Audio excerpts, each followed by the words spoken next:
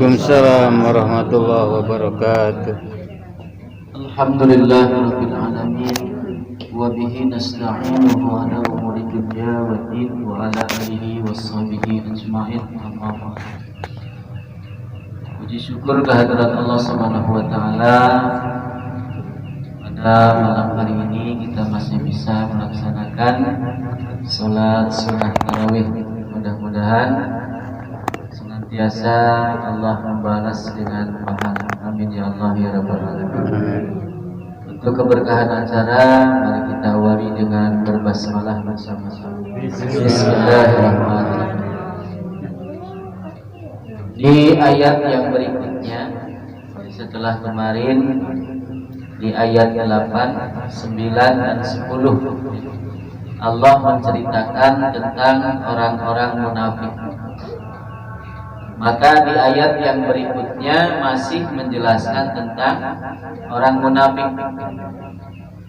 Orang munafik itu kata Allah, ya, wa idza qila lahum, dan apabila dikatakan kepada mereka, la tufsidu fil ard, jangan engkau membuat kerusakan di muka bumi.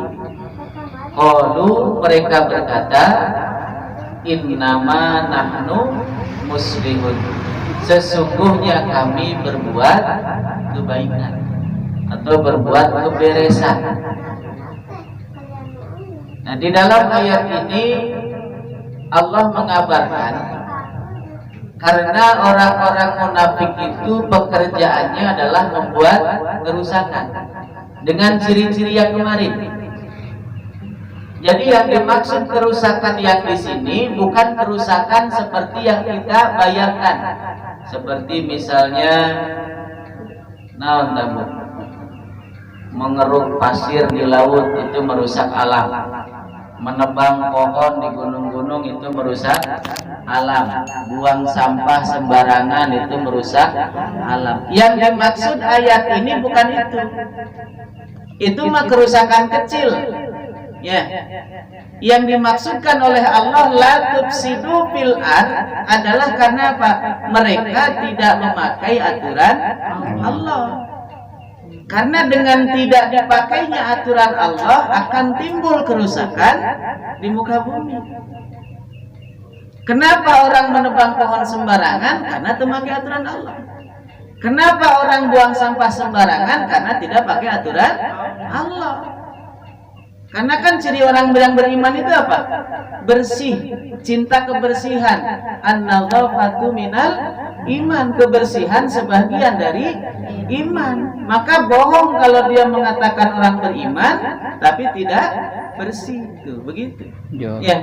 Nah, ini apa namanya indikasinya. Jadi yang dimaksud oleh Allah membuat kerusakan di muka bumi adalah dengan apa? Tidak memakai aturan Allah, maka akan muncul kerusakan. Tapi mereka mengatakan apa? Justru saya ini ingin membuat keberesan. Ya.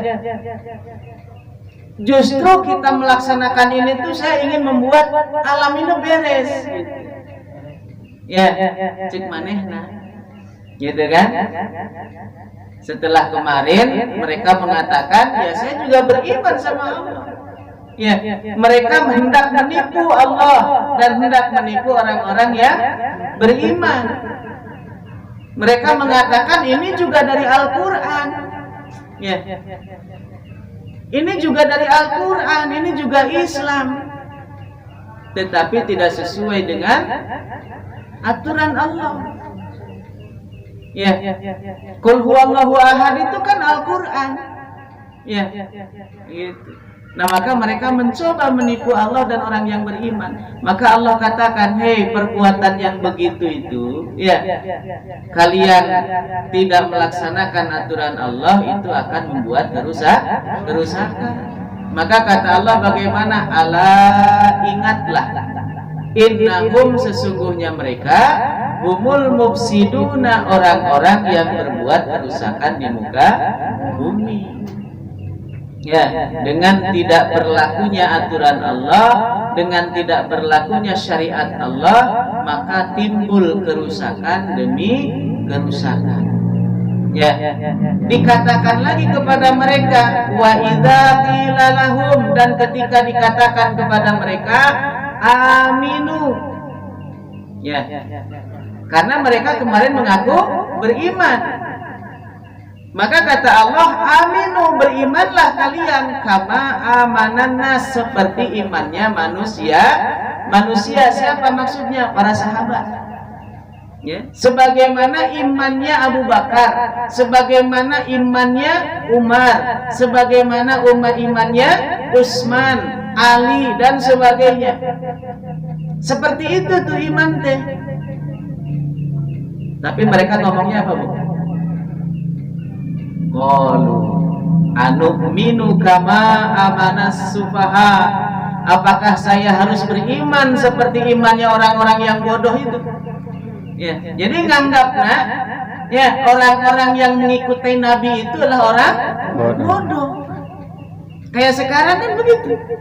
Naon sih hilafah tinggalin zaman gitu. Ya. Jadi orang-orang yang mengajak kepada jalan Allah itu disebutnya apa? Orang bodoh, orang terbelakang. Ayo nama geus zaman modern cenah tuh baheula mah naik onta, nama naik motor. Gitu, Bu. Kemarin kita ada bis ke sana diomongan gitu. Ulah ortodoks na hirup mah. Ya, ngomong hilafah jangan baheula hilafah mah eta mah geus hilafah. Ya, begitu. Jadi mereka mengatakan orang-orang yang lurus seperti Abu Bakar, Umar, Utsman yang mereka melanjutkan kepemimpinan Nabi dengan kepemimpin kehilafahan itu orang yang bodoh. Ya. Tapi kata Allah apa? Ala ingatlah, innahum, sesungguhnya mereka humus sufaha, mereka itu yang bodoh. Tuh, gitu. Jadi nggak apa-apa, kita nggak usah marah. Ya, ketika kita disebut bodoh, disebut orang primitif, disebut orang mundur, terbelakang, kenapa? Ya, selama kita dalam petunjuk Allah, kita mah nggak usah marah. Ya, tidak perlu juga kita mencari pembenaran. Sebagaimana Nabi Nuh alaihi salam, ketika beliau bikin perahu di atas gunung, ya, cek batur tepan, wah stres Nuh ya, bikin perahu di atas gunung. Padahal memang Nuh juga nggak tahu mau ada banjir, karena disuruh sama Allah, Nuh bikin perahu di atas gunung, taat, bikin aja udah. Ya, begitu. Maka dibuat saja. Maka terus cacian demi cacian berlaku kepada Nabi Nuh. Tapi Nabi Nuh apakah marah? Tidak. Terus dipasang hiji-hiji papan terus sampai jadi itu perahu.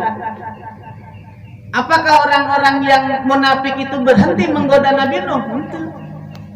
Sampai apa? Sampai klimaksnya mereka buang kotoran di dalam perahunya Nabi Nuh. Sampai penuh bu eta perahu bu kotoran. Bayangkan perahu Nabi Nuh teh bu sagede naonnya. Gede pokoknya malah. Sakarang bukti mah aya meureun.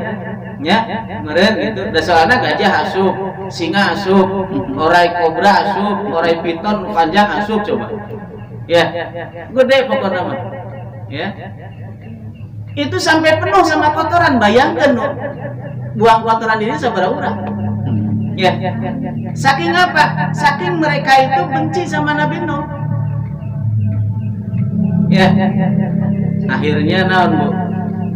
Karena memang masyarakat itu terkadang ya ikut-ikutan.